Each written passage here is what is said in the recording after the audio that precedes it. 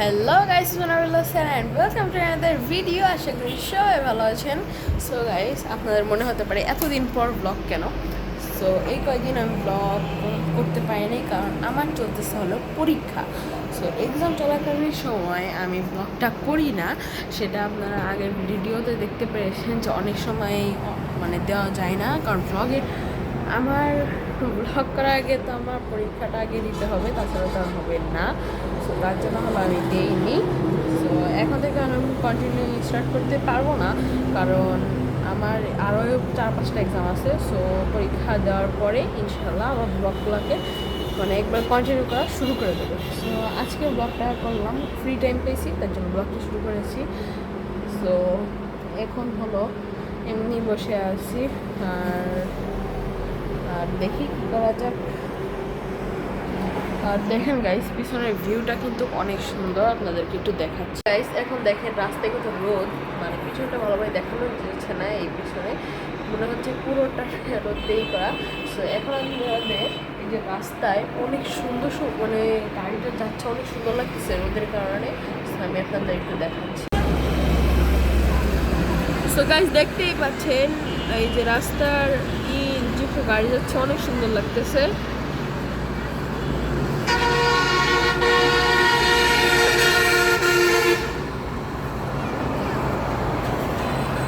দেখতেই পেলেন যে পিছনের ভিউটা কিন্তু অনেক সুন্দর লাগতেছে। আর এখন বাজে হলো, আপনাদের একটু দেখাই। সো এখন বাজে হলো, সো এখন হলো 5টা বাজেনি এখনও, আর ওদের যেহেতু আজান নেই 5টার সময়। সো তাহলে আমরা 5টার দিকে ছাদে গিয়ে দেখবো ছাদের কী অবস্থা। আর যদি বাতাস থাকে, বাতাস নাই, বাতাস থাকলে তো আরও ভালো। আর দেখি কী করা যায়, 5টার দিকে হলো ছাদে যাবো ইনশাআল্লাহ। সো গাইস, আমি এসে পড়েছি ছাদে, আর এখন বাজে হলো 5টার সময় এত সুন্দর ভিউ দেখা যাচ্ছে আকাশে। আমি একটু দেখাচ্ছি তোমাকে, কয়েকটা শট দেখাচ্ছি আপনাদের।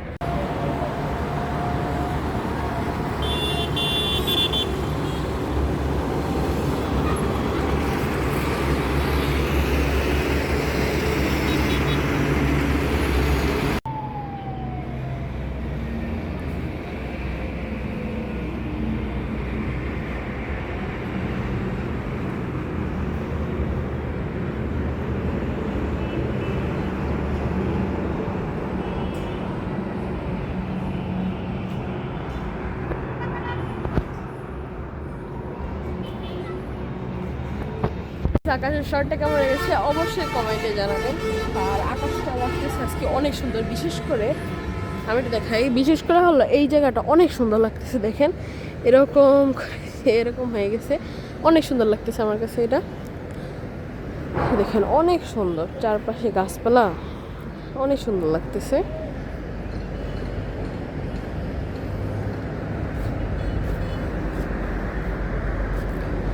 আর এই যে এখানে যে অফিসটা, এটা হচ্ছে মন্ডল স্পিনিং মিলস।